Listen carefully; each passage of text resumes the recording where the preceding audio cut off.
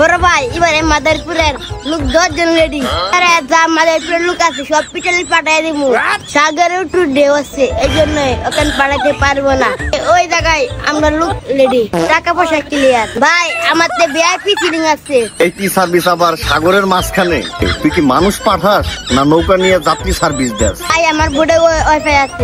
ভাই খাওয়ার ব্যবস্থা আছে খিচুড়ি, সাগর কালাও ফ্রি। তো শোন, এরপর থেকে যদি কোনো লোকের সাথে তোর ঝামেলা হয়, এই যে মাদারীপুরের লোক নিতেছস, যদি কোনো ঝামেলা হয় তোরে কিন্তু খাইছি আমি, বুঝতে পারছো?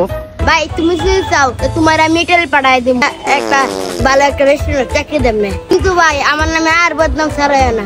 আর ইতালি যাওয়ার কোনো প্রয়োজন নাই, বুঝতে পারছস? আমার যদি ইতালি যাওয়া লাগে আমি নিজেই যাবো। তা সত্যি করে একটা কথা বলতো, তুই এত আইডিয়া পাস কই? ইউটিউবে সার্চ দিয়ে আইডিয়া নেই। আর শুনলাম জলিল কাকার মায়া জামাইরে তুই নাকি ইতালি পাঠাবি সাগর পথে, ভিআইপি সার্ভিস। তারে ভিআইপি বুড়ো পাঠাইবো, টাকা জমাই তো ভিআইপি, সেখান থেকে বুড়ে দেড় কি ইটালি। টাকার টাকা, আমার খালি টাকার টাকা। তুমি চাইলে আমার সাথে কাজ করতে পারো। আর এই ব্যবসা করার প্রয়োজন নাই কা, এই ব্যবসা তুই কর, মানুষ রাতে মায়ের কুত্তা তুই খাবি, বুঝছস? তুমি তোমার লাগে বলবো না।